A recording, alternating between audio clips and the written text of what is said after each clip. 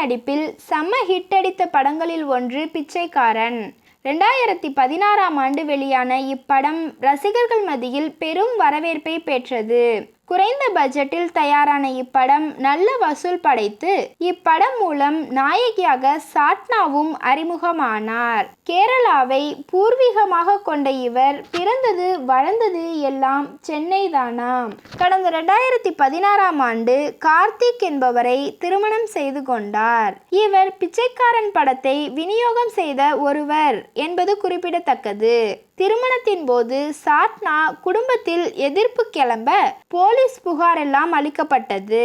பின்னர் எல்லாம் முடிந்து 2017ஆம் ஆண்டு ஜனவரி மாதம் இவர்களது திருமண வரவேற்பு நடைபெற்றது.